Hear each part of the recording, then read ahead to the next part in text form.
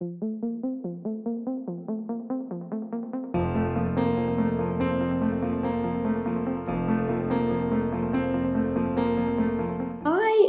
afternoon, everybody, and welcome back to Series 6 of the Climate Pioneers Show.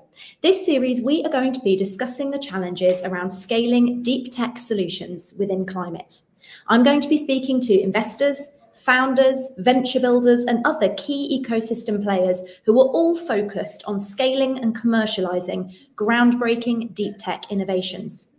We will explore how to prepare for the challenges that deep tech companies often face around fundraising, scaling, and team building. And we'll hear from stories of those who have successfully scaled to Series A and beyond. So whether you're a founder yourself who's embarking on the startup to scale up journey, or perhaps you're an investor who's keen to understand more about investing into deep tech, or perhaps you're somebody who's just passionate about climate innovation, whatever your situation, there should be plenty to inspire you throughout the course of this series.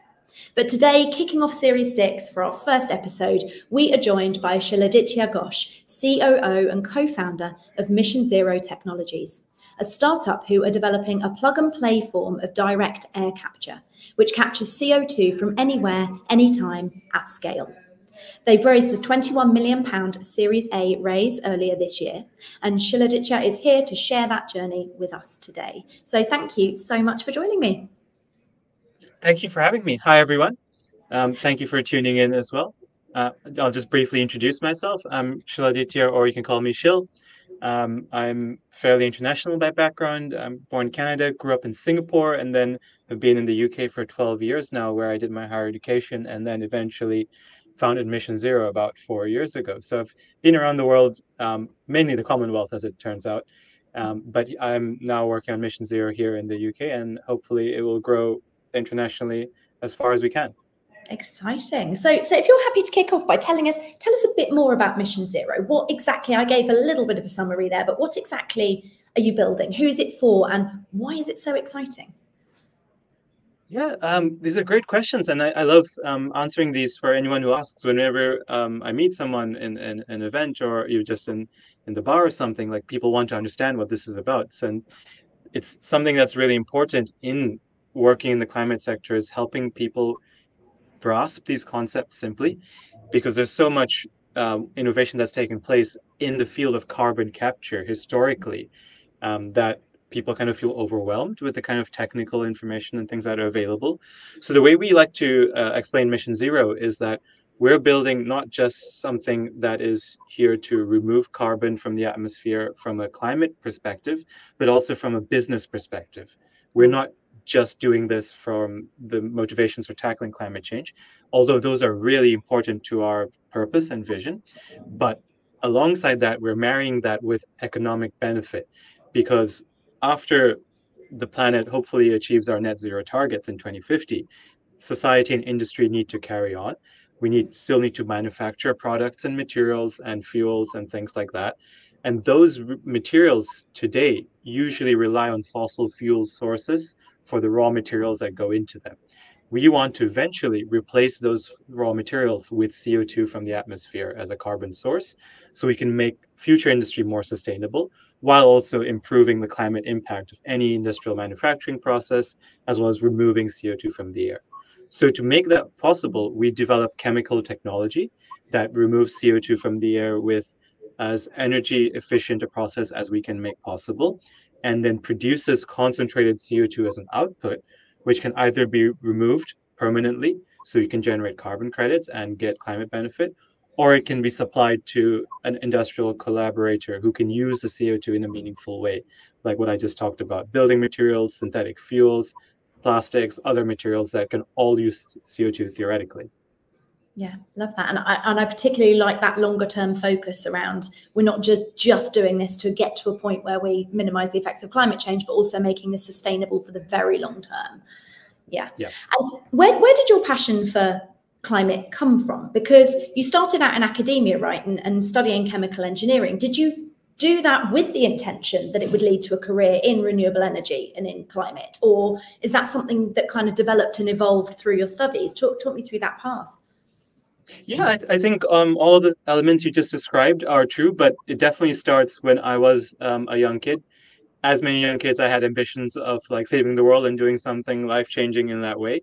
And I was always keen on being involved with something that has the most impact possible in terms of leverage, like my actions as one individual. How much can that uh, be amplified through whatever endeavor I go on? So growing up, it was actually a big focus for me on hopefully working in renewables or nuclear power or things like that. And that was one of the ambitions I had when I went into my university studies in chemical engineering. But when I got there, which is at Imperial College in London, just that year, my department had opened a brand new, I think, £4 million carbon capture research facility for students to learn how to operate these technologies and for industry operators to come here and get professional training. So it was like state of the art, revolutionary. No other university, even 12 years later, has anything like that. But that really opened my eyes to the field of carbon capture in general and what benefits it brings. There was the added realization that because I was a foreigner coming here to the UK, there would be some security clearances about working in the nuclear field. So like, okay, that was going to be too complicated. But carbon capture seems way more impactful for me because renewables in general, whether it's nuclear, wind, or solar, something I came to realize is these are all part of the future solution that will get us beyond 2050, right? And once the green transition takes place, these are what are going to be the cornerstone technologies of society and industry. But right now, the biggest thing that is in the balance is whether we have enough time to get to that point in terms of what's going on yesterday, today, and in the near future. And that is where the real value proposition of carbon capture resonated with me, that this is something that's going to enable us to buy us a bit more time to enable the future technologies to really materialize and manifest. Hopefully nuclear fusion works one day. They always say it's 20 years away. We're running out of those 20-year periods for that to happen. And through direct air capture and carbon removal and circularization approaches, I feel I can contribute in that way. It's a little bit kind of analogous to, say, in a medical situation and you call an ambulance and the paramedics arrive. They're trying to buy you enough time to reach the hands of a specialist or an emergency surgeon who can then actually save you. That's how I see carbon capture and direct air capture being involved. We're kind of the paramedics for the earth and the climate, getting us into the hands of the green and renewable industry in the future once that's ready to take over. That's fantastic. And I'd never thought about it like that before, but makes complete sense. You're the paramedics of the climate change world. And I read a story, actually, I think it was on your website, about your co-founder, Gail, and how he kind of discovered the technology or thought up the technology behind Mission Zero in a dream. Tell us that story. And did you already know him? How did you, as a team of co-founders, end up coming together? What was that kind of genesis story? Sure. It's definitely largely true that the inspiration for at least some iteration of our early technology did come to my CTO, Gal, in a dream. But so winding back a little bit from there, myself, Gal, and our CEO and third co-founder, Nick, we met on a program run by Deep Science Ventures, just as the COVID lockdown began in the UK in early 2020. So I was fresh out of my PhD. Gal was still finishing his PhD, and Nick was looking to transition his career into the climate space. And we all signed up to this program because what it does, it brings in STEM experts and coaches them to become entrepreneurs and get them working on topics and ideas that are going to be meaningful for this venture studio's strategic interests. So at that time, they were assembling us to work in the space of anything that's going to support development of sustainable fuel or carbon neutral fuel. So whether that's about the fuel production process, whether that's about catalysts, whether it's about the supply chain or policy innovation or something else, that was up to us, whatever we felt matched our interests and capabilities. And so the three of us got together and we thought long and hard. And like from our perspective at that point in time in 2020, the main stumbling block for anything circular to do with carbon is accessing carbon in a meaningful way that's both economically viable and not incurring a huge carbon footprint to access that carbon in the first place. Like instead of burning natural gas or oil to produce the carbon and then use that, what's another way we can do that? At that time, the idea of director capture was relatively niche. There were like 3 companies in the world working in that space who were, say, the pioneers, the first wave of this. There's a Swiss company, Climeworks. There's a Kenyan company that's been acquired, Carbon Engineering, and there's an American company, Global Thermostat, who are still around today. By that time, those companies were more like proof of concept than like having mature technical, mature commercial technologies available on the ground. So that was where we saw the opportunity that someone's gone out there and proven that this approach can work in theory from a scientific perspective. Let's build on what they've done and where they've struggled and see how we can make a difference in the second wave and come about. When we started, there were like 4 companies in the space. Today, there's like 150, which is great. Like, we are not scared of it because this is a problem that needs global solutions. Something like carbon capture is so susceptible to environmental fluctuations depending on where you are, the temperature patterns, the weather conditions, the relative humidity, that even if we think we have got all the funding, say, from an investment perspective, we've got all the customers, it doesn't mean we can conquer the world or the market because of climatic variation. So there needs to be a lot of players here. So where Gal's dream comes into this is when we were once we chose to work on the director capture approach, Guile, being the resident scientist in the team, was the one focusing on the R&D and innovation. And we were thinking about different configurations of processes that could work together. And we were kind of hitting a stumbling block on one of the pieces, which is how we can recover the CO2 we've captured the most effective way. And then literally the next morning, he comes in like, guys, I had a dream. I think this process is going to work. Sketches it out on a whiteboard. And I wouldn't say it's night and day from what our technology looks like today at a high level. Some parts of it have been refined because some things are still not possible in the real world yet. But as far as we've got, it's been quite a true manifestation of what he's come up with. And I wouldn't say that's the last stream he had at Mission Zero from a technology innovation perspective. There have been more occasions since then. So I don't know where we'd be without his visions. There you go. Yeah, thank goodness for his good night's sleep. Indeed. And I read about your first space. So your first space that you moved into was in the railway arches in Bethnal Green. I think finding great space is often one of the first stumbling blocks that an early stage startup comes across, right? So what was your journey there? How did you know it was time to move into your own space? How did you find that space? How was that funded? Talk me through that part of the journey. Absolutely. It's something that we have to keep in mind even today as we are growing as a business and so on. But in the early days, we initially just rented like general multi-purpose office units and shared workspaces. And we tried to retrofit a laboratory into one of those units initially. This was, I think, 2021, thereabouts.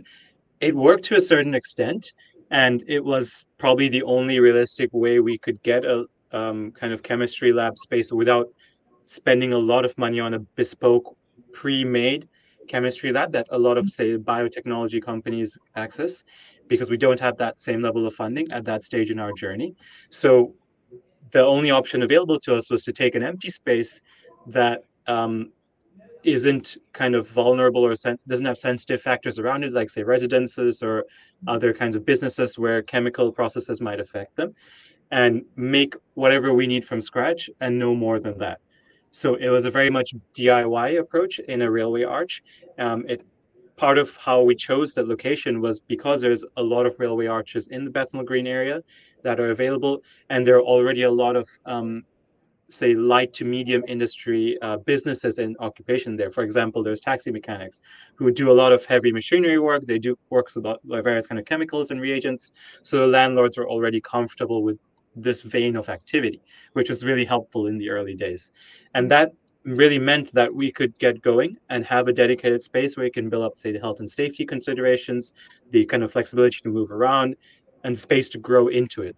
It wasn't 100% utilization from day one, but this was going to be enough for X duration, maybe 12 to 15 months for us.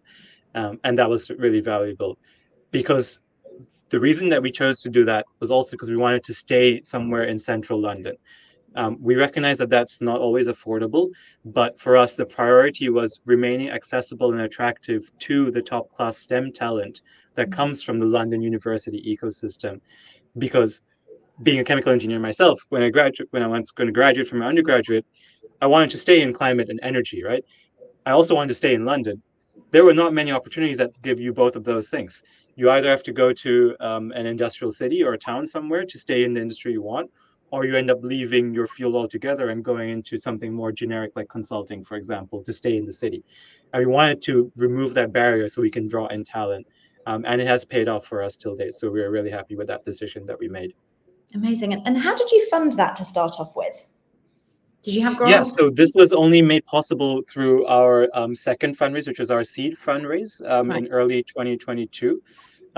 So this was something we factored in when we made the pitch to our would-be investors and planned ahead for, and they were really happy with the approach of going for something that we built from the ground up. And happy days, I guess. It worked Yeah. out. Absolutely. And since then, you've worked with some amazing investors and some amazing partners to help you scale that solution. So Breakthrough Energy Ventures, who were involved in your Series A, I believe, and Stripe, who've been a partner of yours.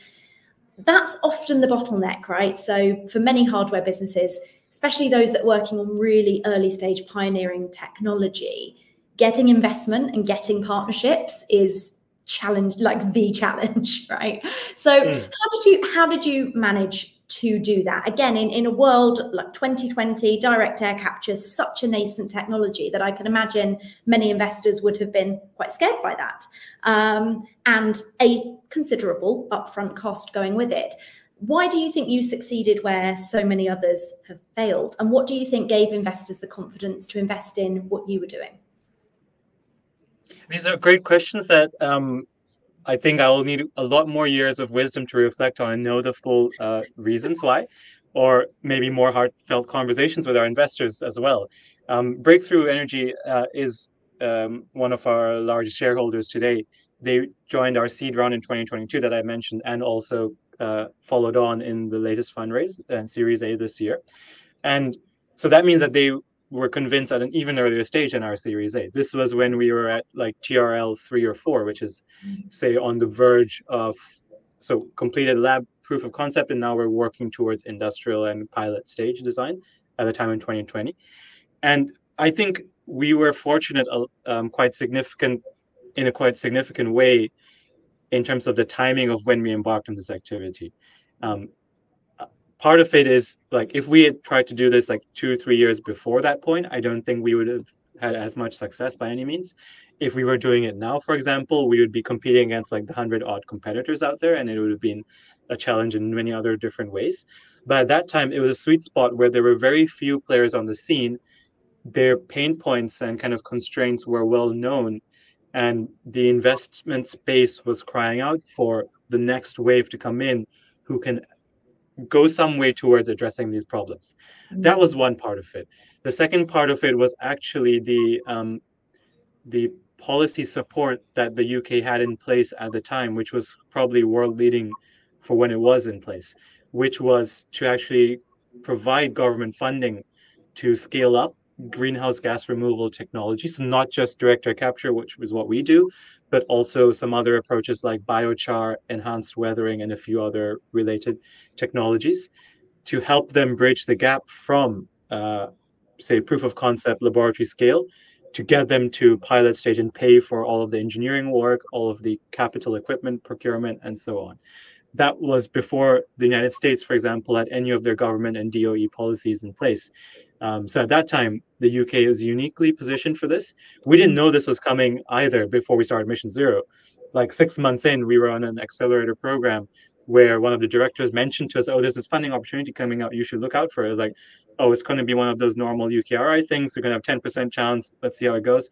Like, "Oh, this is actually completely bespoke for what we need. It's never been available before anywhere in the world, and this is perfect timing." It's almost like kind of fate, I would say, in a way that this came into being. And that's a program that we are still benefiting from today. We got through the second stage of that funding competition from the government. But the fact that we were on that program when we were doing our last two fundraisers also helped signal to investors that we are able to raise significant non-dilutive funding as well. We have got available cash to bridge the gap between technology, laboratory scale technology, and pilot scale. which is something in contrast to quite a lot of other companies in the hardware space who are looking to raise funds to be able to manufacture their pilots and things like that, because they might face challenges raising grant funding or other non-dilutive funding sources. The second accompanying point to that is the way we went about our technology innovation and IP generation. A lot of hardware approaches, whether it's in climate, like director capture, or in other fields like robotics, to my amateur knowledge, they rely to a large extent on custom or bespoke components or hardware or circuitry and things like that, which is where their innovation might lie, which means that even if they reach certain milestones of proof, the next stage or scale up of like volumes of availability of those components or parts is always uncertain, because either they need to take that scope on themselves as a company, or they need to find the right suppliers to do that, who then need to be taking the risk on manufacturing this X new component and hoping that there's business case for that. For us, in how we innovated for direct air capture, we worked backwards from what the supply chain already offers in a mature volume and scale, and made sure we could use those things to create a direct air capture process, so that once we've proven it works, the rest of it is at much lower risk to scale up and actually achieve climate impact. This has played a long, this has helped us a long way in getting all the commercial traction we've had to date as well with potential customers and the projects that we're delivering on the ground. And it's something that we're seeing also some of the newer companies trying to mimic and adopt in the direct air capture space as a philosophy, which we think is a great thing to see, because this is really the way we're going to succeed. And that's where that kind of plug and play element comes in, right? The ability to just plug it into the existing supply chain, existing value chain, rather than it needing to have a complete bespoke wraparound. Yes, definitely. That's one side of the plug and play part, right? And the second part is, because you're using like well understood components and fittings, pipes, valves, sensors, whatever, when you're connecting up with a customer's own site infrastructure or things, their operations team already understand how these things can work together and connect, because the components and parts we use are well understood. They're not new. They have all the right documentation, manuals, supervision, maintenance, and servicing expertise from the supplier, and also in-house from the company. So all of these things, which actually weren't obvious to us when we were in the first 1 to 2 years, because that's when we were just doing the science, all of these things really go a long way towards de-risking and removing potential sources of delay upstream when we're actually delivering our solution to clients. Absolutely, absolutely. So a couple of sort of fortuitous timing-based elements there then around when you chose to enter the market, what level of kind of maturity that market was at, and some stuff around the fundraising and the grants that you were eligible for at that point, but combined with some really smart strategy that enabled you to de-risk and scale that technology quickly, which investors could see as a good path to quick profitability. Cool. Okay. And that's won you some great partnerships, right? And so Stripe, I mentioned earlier, Anglo-American being another one. And one of the things I thought was interesting, and again, I read on your website, was you talk about ensuring that all of your partners are good actors. Because I know that one of the challenges, one of the reputational risks, I suppose, of the carbon removal space is that you'll partner with people that are using your technology not necessarily for the right reasons. So when you're working with partners at the scale of Anglo-American, for example, you know, one of the world's largest mining companies, how can you be sure that's the case? And when you're such an early stage company and a small player, how much access do they give you, you know, to their strategy, to how they intend to use the technology? And how can you due diligence that to be sure? How much of it has to be gut instinct versus how can you know they're going to be a good actor? I think this is a super important question, not just for us, but for our whole field, right? Because just like any technology, it can be a force for good, but it can also be a force for disaster, depending on how you use it. And we have seen it maybe more on the other side than on the force for good historically in carbon capture in general, not just direct air capture, right? With many energy majors saying they want to work on enhanced oil recovery projects, for example. In the case of how we do due diligence, so we have processes that we are adopting from how some of these companies themselves due diligence their suppliers and partners, because we've got some of that expertise brought in-house through some of the key hires we've made, and we're working on that. Anglo-Americans were actually one of our founding partners when we spun out from the incubator program. So they were a partner of the climate stream, in fact, when we were working with Deep Science Ventures. And it's a super important thing to explore, because their motivations for being involved in the first place were to support any climate technologies that could be potentially useful for their own um, decarbonization and net zero targets, and accepting that because these are so early stage, they might not end up being useful to Anglo American, but they were willing to take that bet, which I think for a company of their size is extremely progressive and optimistic, which we are really grateful for. And even till today, that's still something that's an ongoing area of exploration between us and Anglo American. So right now, they're some of our shareholders, but we are not, say, in a commercial relationship with them by any means. So we're not supplying technology to them yet, not working on any projects together, so to speak. Right now, they are still kind of in an indirect supporting mechanism. I think some of their collaborators also support Breakthrough Energy by funding them as well. So there are a lot of ecosystem and heavy industry players that fund um, these venture funds indirectly and directly. But when it ever comes to the point of us engaging on a commercial conversation or technology collaboration point, there's something that's going to be super important to us. And it may be that we are working with one of the kind of branches of a large company like that, who have a specific focus. For example, I'm aware that Anglo American in I think South Africa recently launched a fully hydrogen-based truck for shipping their materials and mining waste around, which they innovated completely in-house, or rather they invested in the company and innovated in-house with them, and now are collaborating to deploy the technology. That could be one way this happens in future, but it's by no means a pressure from them onto us to make that happen. They're very willing to wait and see. And beyond just Anglo-American, how we are engaging with potential leads in the space. Like with the US, there's a lot of companies who are now receiving government funding. In other parts of the world, this is also slowly happening. Large multinational corporations are accessing funds to start planning carbon removal projects, where they then procure technology like DAC in. And this is where we're also doing a lot of due diligence on, like, okay, who are the kind of major actors who are owning these projects and parts of it? How comfortable are we working with these players in a direct way? Let's make sure we have the metrics in place, or the kind of questions we need to answer to ourselves. And we know that some of the answers to these might change over time as these companies themselves evolve their own policies and targets. So it's something that we continually monitor. We know that others in our space are also, whether explicitly and publicly or internally, also building the same kind of due diligence process to select good actors as best as we can. So we all have slightly different approaches, and we know that it's never going to be a holistic approach given the size of company we're at. But we try our best, and if in future new information becomes available or known to us, then we will act accordingly in retrospect as well. Yeah. Okay. And by the end of this year, you're going to have 3 fully funded kind of first of a kind systems on the ground in action. And to get to that point where you've kind of moved beyond self-financed R&D and you're working on these commercially funded deployments is, again, a stumbling block for many startups, and a gap they're all looking to bridge. How do they get to these commercially funded deployments?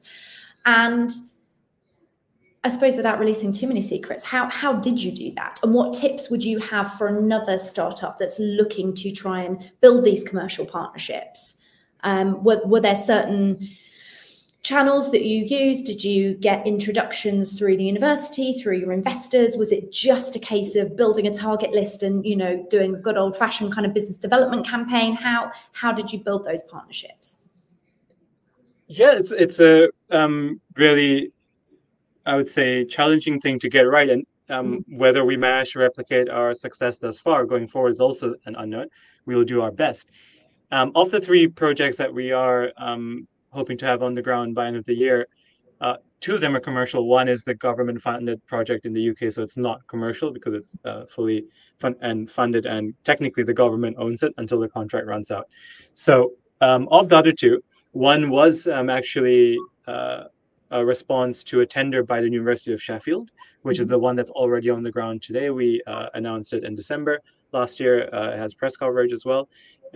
And for that, we then also got introductions to the university team so we can really understand exactly what they need from this, and whether all the information in the tender is exactly what they need, or if that was more of like nice to haves and what are the must haves for the solution that they need. This helped us kind of be cost competitive with it, but also really build a relationship with them on like, okay, what you're tendering for is just a technology solution, and whether Mission Zero is a supplier or competitor X is a supplier, you would get that box. But we have some ideas about how we can add value for each other by working together specifically with Mission Zero. And for one example, we were the only director capture company from the UK at that point. Now there's a couple of others, and so it would. One of the angles we discussed with them was University of Sheffield wants to like grow its international reputation rightly within Europe and the world as a hub of like leading technologies for decarbonization and the energy transition. And it'll be a national success story by being able to work with Mission Zero, a homegrown direct air capture company, because there's the only one of us around. That also means that if there's troubleshooting or maintenance requirements, we are already in the vicinity, being UK based. We can easily come over. There are lower costs involved. We can have much easier communication with your team, and we can even grow our relationship to future projects much more easily. And that really helped us secure that contract, I would like to think, compared to some of the other bidders who were not based in the UK, because of all the logistical challenges around it and the potential synergy and value to gain from there.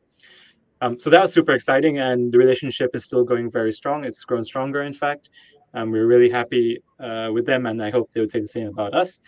The second one, which is the Canadian project with a project developer called Deep Sky, that's due to come later towards the end of the year. That one was more objective in that their goal was is to bring as many different engineered carbon removal technologies to Canada for trialing and assessing how it works in their environment in Canada, and integrates with their energy infrastructure and with their storage infrastructure and so on, to then really plan which ones are the most suitable for really large scale deployments in Canada with them in future. So for them, it was, I would say, less stressful in terms of competition because they wanted to get any technologies that can be delivered by X date. And we were already, because of our manufacturing principle, as I said, anything that's readily available in the supply chain, we would use. So we are in a strong position there in that relationship. But we also actually have an interesting connection there in that their chief scientist used to be Mission Zero's kind of informal advisor in the early days before he joined them. So we knew some of their team really well. They knew us really well as well, and they'd seen us grow. And that was a really helpful pre-existing relationship to bank upon when you're working with a completely new customer who is also new to the space, as most customers are as well. So that has been super helpful. I wouldn't say that's something other companies can really strategically plan for and like build relationships here and there in the hopes that eventually one day they're useful for commercial opportunities. But I think it goes to show that making friends in the space is going to be useful one day, whether you know it or not, in some way or another. And that's the approach I think we've seen in general in the climate and carbon capture space, at least in the UK, where everyone is willing to talk to each other and support each other. And like if people have questions or doubts, everyone is really communicative. It's not like working in isolation, you versus me kind of thing at all here. We're not sure about it in the US, how that approach is, but at least over here, it's all very cooperative. Absolutely. That's something I've definitely noticed in the last 3 years in the climate space, is how collaborative the space is and how much everybody's working towards one common goal and really keen to work together in any way that they can to achieve that. And earlier this year, you closed your Series A, raised 21.8 million, which is amazing, especially in what has been notoriously a really tough fundraising environment this last 18 months. And each raise is taking, 2-3 times longer than it would have 2 years ago. So how did you find that process of raising your Series A? How long did it take? What were the kind of key challenges that you faced in that throughout that fundraising period? Yeah, it wasn't easy by any stretch. I mean, personally, I wasn't too stressed. Within the team, I'm usually the most calm and composed guy, even if there are concerns going on. And it also helped that my CEO was doing the brunt of the heavy lifting with the relationship management, different investors, and so on. And I was more in a supporting role. That said, one of the key things in our space that we've seen investors are really focused on when it comes to a Series A for any player is what traction they have got till date with like actual deployments and what's coming up, but also how confident they are and their partners are of future commercial scale deployments and really ramping up. Because once you get Series A funding, the plan is now forward looking on how soon can you start delivering at a meaningful scale that starts to make the climate impact, right? Like the three projects that we just talked about that are going to be deployed by the end of the year, or one of them is already operating. All of these technology deployments are still at a relatively small scale in terms of the billions of tons of CO2 that need to be removed. And the UK, other countries, and also various multinational companies have their own 2030 targets, which is about 5.5 years away. So there's a lot of work that needs to be done for technologies to be ready to deliver those targets, which means that we need to get going ASAP. And that is a big factor in Series A of how convinced are we ourselves that our technology is ready to make that leap, or how soon can they be ready to make that leap? And that's a big challenge. And not to sound like a one-trick pony, but that is where our supply chain maturity element really helps us a lot. That sure, we're still waiting on these plants to come online and get the data and prove that it works. But once we find that out, everything else is almost figured out in advance. And it's just a question of how big do you want it to be? And can you pay for it? And it's going to work. That's basically where we're at. So that was a key thing in our Series A. The other thing was also how they see us generating revenue before we get to the really large scale removal projects. So what we talked about earlier in terms of our post 2050 vision of like a circular economy and using CO2 as a raw material for things is also how we see some of the early stage, medium stage project deployments being allocated. They might not be doing carbon removal directly because for some project developers, that stage of technology, that scale of technology is maybe too small for them to allocate funds to. But for those who are doing CCU things, for example, synthetic aviation fuel manufacturing, that is the right sweet spot of scale of technology that they need. And they have very quick or strict timelines by which they need to do it. For example, the EU has a mandate for X percentage of all flights in and out need to be using this much synthetic aviation fuel. There isn't that much synthetic aviation fuel available by a long stretch today because of the supply chain of the hydrogen and CO2 they need for it. So we are going to be getting ourselves in place for that. And because we can be economically competitive in those deployments, that's also a strong factor for us. Because the value of death for many hardware technologies is like, okay, it costs X right now, and maybe that's not economically viable. We all think it's going to come down to like 0.1x when we're really massive scales and like mass manufacturing, like cars. But between that, how do you maintain like revenue and grow as a company in mature technology while still getting new customers, right? How do you maintain economic viability in between X and 0.1x? And this is where, because of the way we design our technology and the cost savings that we offer in our hardware as well, we're able to offer commercially attractive proposals to these customers at these medium scales before we go to the really big scale deployments towards 2030. And that gap is that valley of death, right? That's where so many fall off the edge. And yeah, so having that kind of that commercial structure, that revenue model enables you to bridge that gap. Yeah. Amazing. And what does the funding unlock for you then? So you talked about, this Series A funding being the thing that unlocks this path to scale now. But what else does it enable you to do? I mean, in real terms, what are you using this money for? And what do the next 12 months look like for you in terms of priorities? Yeah, absolutely. So one of the key ways we're using the funding is to make sure we grow the team to an adequate size to be prepared, not just for delivering what we are already working on, but for our future pipeline that we're confident of. Because once some of these larger scale projects get greenlit by a potential customer, like it's all hands to the pump. Like we need way more bodies than we have today just to do all the work in terms of engineering, in terms of like purchasing things, relationship management, supply chain, relationship management with the customer, policy navigation, applications for permits, all of these kinds of things, and also on the commercial and marketing side, right? So all of these elements, as well as making sure we grow into an organization in a sustainable way, right? Because as a startup, in the early days, it's very much like anything goes and it's kind of chaos and like everyone's doing bits of everything, right? But the way we grow and firstly grow the talent we have in the company and also attract more talent as we grow is to make this company a place where people can bank on their careers and futures and Yeah. also see themselves growing with it. And that's something that's super important from my scope as chief operating officer, for example, to run business operations. All of the legal, finance, people operations, facilities, these are all in our scope to make sure that all the people that we bring into the company just have to worry about the thing they're already great at, which is delivering technology and in whatever capacity they're involved in. So that's one. The second key focus is on growing our own facilities as a company, office spaces as well as laboratory spaces. So we talked about a railway arch. There will be some developments on that later this year, expansions and growth in the terms of our R&D space, which will be super exciting. And the third key area is also to make sure we have enough cash in the bank available to tide over between when we need to pay out for some of the equipment that we procure versus when customers pay us, right? For some of the future coming projects as well. Because when you're delivering hardware technologies, these things aren't cheap.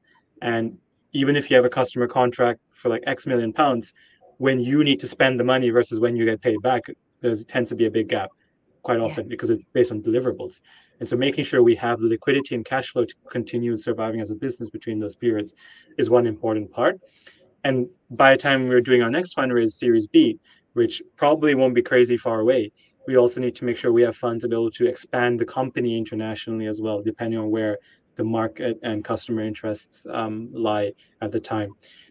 So that's where most of the funds, if not all of the funds, will be spent. Exciting. And tell me about the team. So how many people are you today? And how's that kind of grown from, the beginning of the company to now over this last sort of 2-3 years? Yeah, so the team today is about 38. I kind of lose track because every other week we've got someone new coming in, something like that. I think we're about 38. We were three people, of course, me, Nick, and Galat when we started. And then I think for like 6 to 9 months we were kind of on our own, and then we hired a summer intern. And then we had three more full-time hires. So I think by the time we moved into the Railway Arch lab space, we had like 7 or 8 people on the company staff. Then when we did our seed round fundraise in 2022, we grew to like 15 to 20 people and steadily grew. Then this year, once we had the Series A fundraise, we've also added another like 12, 15 people since. Our plans are to grow towards like 50, 60 by end of the year or early Q1 next year. And that's also focused on making sure we grow holistically. It's not just all scientists and engineers, but as I said, we need to make sure all parts of the organization are strengthened and adequately resourced. So that's how headcount is going to evolve for us. And how's that recruitment and team building process been? I'd imagine you've learned a lot in that time, right? What did you do well? If you were reflecting back on that team building journey now, what would you say you think you've done particularly well, both in who you've hired, how you've hired them, and the culture you built? And what have been the kind of main stumbling blocks or challenges or kind of key learns that you've had through that journey? That's a super exciting point, and also something that I have been very closely involved with from day one, even before I was COO. Because for the first 3 years of Mission Zero, by the way, I was chief product officer, so I was working on our engineering scale up, but also ad hoc handling our recruitment and talent. So something that we've been relatively proud of is how we do our recruitment. I wouldn't say that's a kind of bilateral pride in that sometimes the candidates might not have felt the same way in that, especially if they didn't get the offer. But we've felt that almost all the time the decision that we've gone with or the person we brought in has been the right person, at least at the time, for us. And what we attribute this to, I think, are two things. One is like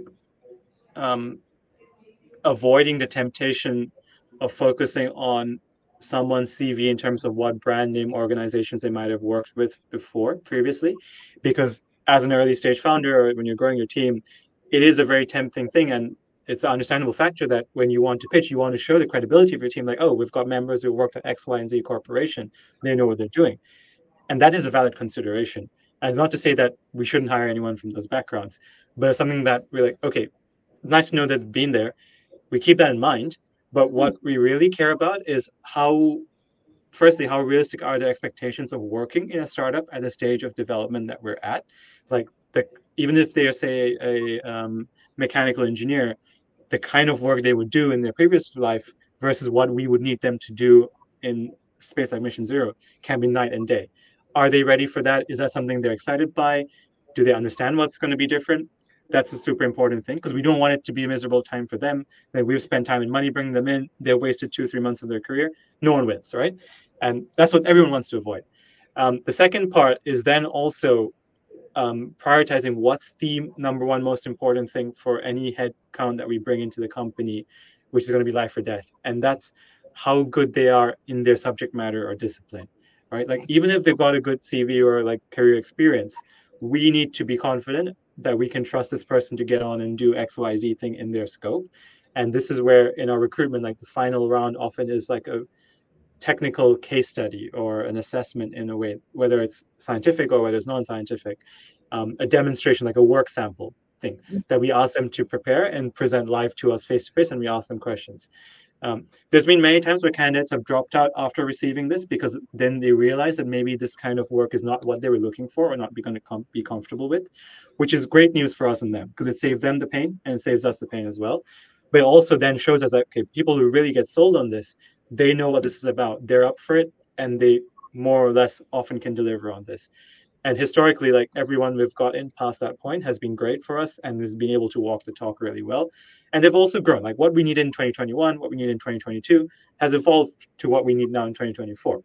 And people have managed to grow with that. And I think that's been super exciting for us to see as well. So that's been definitely one of the key things, I think, for us from a recruitment perspective. Yeah, absolutely. And how do you ensure you're hiring people, and how important is it to you that they're mission aligned as well, and that you're building the right culture? You talked there about part of their Series A and part of this next journey from a company and a team perspective is building a company that people are going to want to work for. And part of a core part of that is culture. So when did you start, as I suppose, as a founding team to really verbalize what you want and need that culture to be? And how did you ensure from those first hires through to now that you're hiring in line with building the right culture? That's a great question. I think it's still a work in progress for us, and it has evolved over time as well. Like when we were a team of 5 to 10 people versus when you're 20 versus when now you're 40, we want to be 60. The way we implement things and encourage people to buy into culture is going to evolve. For us, a big part of that has been the FaceTime interaction that incoming candidates get with the people already in the company during, say, the hiring process itself from the early get-go, right? So it's not that they're just with an interviewer for each stage, the same person, and then they get an offer or they don't get an offer. But we tried every time to make sure that at each stage of the interview process or phone conversation and so on, they're meeting with someone they'll either directly or indirectly work with in their function, and or at least one of the founders. Like one of our goals, at least until we're 100 people, is every offer or any candidate is going to get an offer gets at least a 15-minute call with the founder first, just so that they get the touch point with us, so that they know once if they come in that we have time for them, which is not always the case for other people and other companies, and also that we feel that their vibe is right. It's not very scientific an assessment like the vibe check, but it's something that like our whole company really buys into about assessing the vibe of someone, no matter how technically competent they are at their role, how good their work sample is, how good their CV is, and all of these things. If they don't seem attuned or don't seem to bring something to a culture in a positive way, then it sometimes becomes a challenge on whether we should go for them or look for someone else as well. And once people are in the door at Mission Zero, that's also something that's really challenging, I think, to maintain, because in a startup, you're all about like go, go. It's not like 9 to 5, and people can be comfortably working at their own pace and then focusing on making sure they're adopting cultures and behaviors. But like the default is a stressful environment for many people. And that really helps the leaders in the company, say the management team and those who have it in themselves as a driving force, to really lead by example. Say the project manager for a team, like, okay, guys, with great effort today, like let's take a moment to appreciate all the things we did right today. Sure, there's some snags and delays that have caused frustration, and recognize that's happening. That's going to happen. It's fine. We now think about what's happening going forward. It's not about blaming anybody or like it's your fault or anything like that. We're going to work together as a team. And that is super important for us when we're delivering something that's already something that academically was thought impossible 15 years ago from a science perspective. We already have almost no time left to scale these kind of technologies. And we have such a large space that it needs to grow into, that the work we're doing is already insane and crazy enough as it is. We need to make sure we're always kind to each other when we're delivering this day to day, and we try our best to make sure we do that, no matter, especially when things aren't going the way we want them to, because that's always going to happen in scaling a technology and in a startup. I think that's been super important for us, and that's also enabled by how we've recruited people in, what kind of backgrounds they come from, and the vibe check we've had with them. Like, okay, this person really connects with team members. This person really manages to be composed and calm. They're suited to maybe this line of work where we are hiring for versus someone's very excitable. It's not that they couldn't do the job, but who seems to bring more confidence and assurance to their potential team members. That's also a big factor, because they need to be on board from day one, that person next joining from Monday, we can count on them, ready to work together. And that's also a big factor. Yeah, absolutely. Exciting. So you're going in this sort of scale up journey now, this Series A to Series B, Yeah. journey, and commercializing, scaling, building the team, moving into larger premises, all like super exciting. What are the kind of main challenges that you foresee ahead in this next part of that journey? So as you get to Series B, what are your kind of red flags that you're looking out for in the next 6 months? And yeah, talk me through what you're kind of, I suppose, nervous about. Sure. I would say the things that we are keeping the closest eye on are the things that are slightly out of our control, like policy environments, both at home and as well as abroad, because that can really sway the viability of customers in a certain territory or not, whether or not they have their own incentives. The second is also the decision-making processes of these own customers, right? Because some of these large organizations, it's not that they're going to say no within 2 weeks. Like, they take a while to figure out what they're deciding, yes or no. And we can't wait for that or predict what they're going to say and commit to that as our commercial pipeline. So how do we make sure we maintain bankable sales pipelines to know that we have some work coming up, we have projects coming up, or we have deployments, while the larger customers take the time they need to reach the decision that they need. And then we can make sure we're ready to work with them, right? Making sure that we have our own work laid out for us ahead of time and we're not sitting idle is a challenge.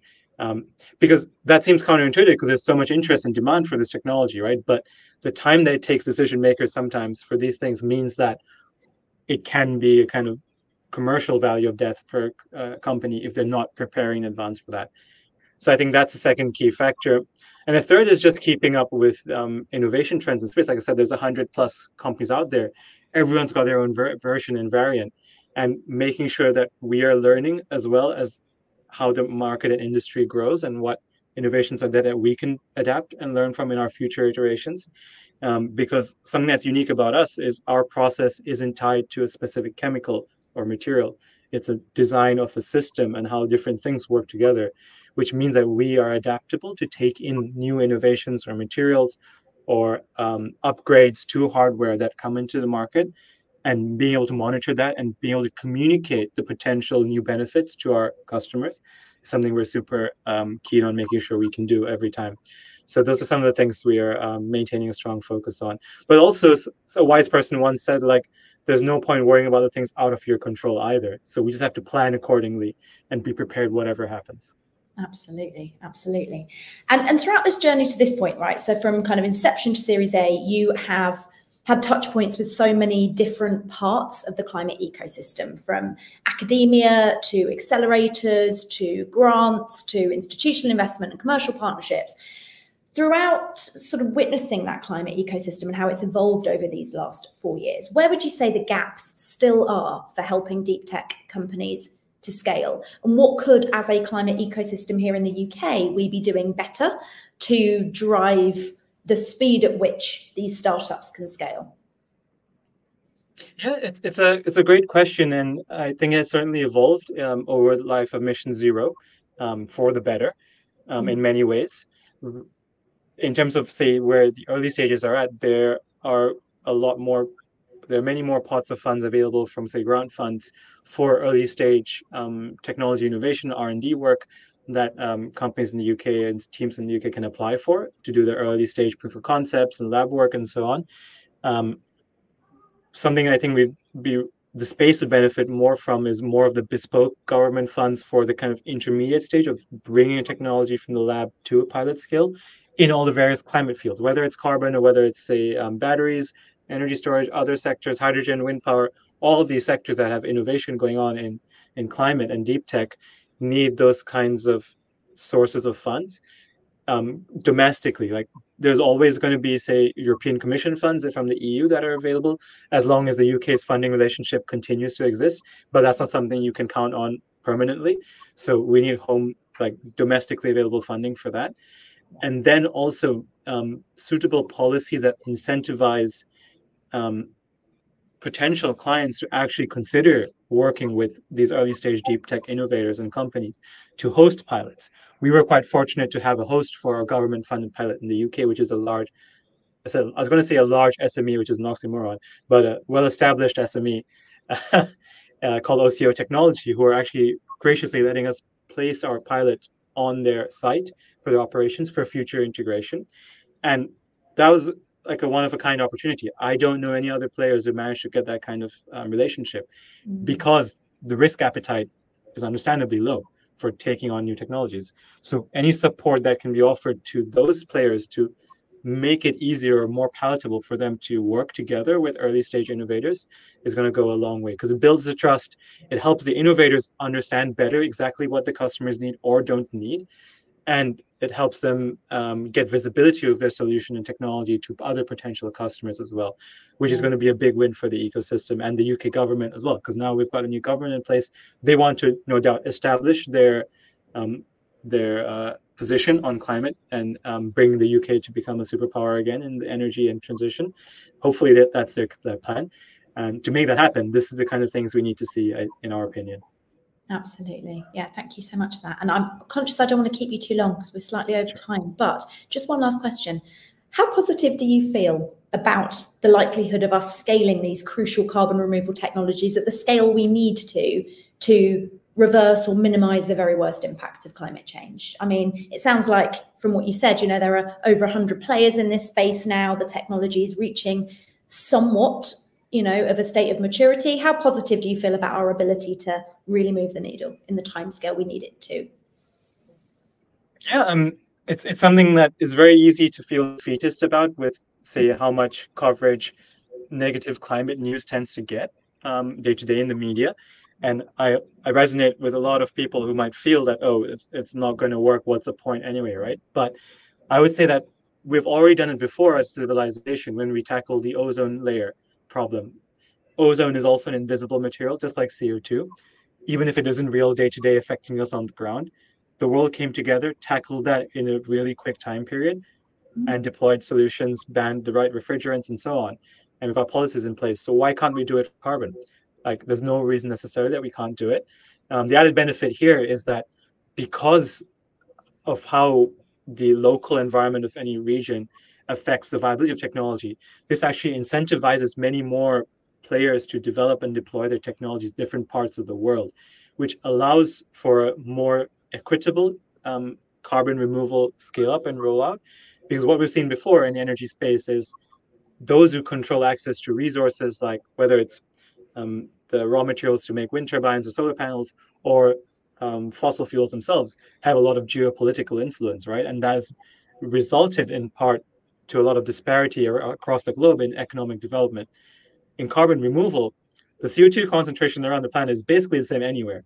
So any country that is willing to put in the funds, or any companies in those countries that are willing to support the funding, can be as big a player as they want to be in this space. And that's going to be nationally viable for them. It's going to create sustainable jobs. It's going to train their workforce for a globally viable technology and industry completely. So there's all the reasons for deploying this. And it's going to be a technology that's here to last and be a cornerstone of society as we progress. So I'm very optimistic. Good. Oh, that's a nice happy note to end on. Fabulous. Shil, thank you so much for your time today. Thank you so much for spending an hour of your time with me and with our listeners, sharing everything you've learned in this wonderful journey that you've been on with Mission Zero so far. Really appreciate it.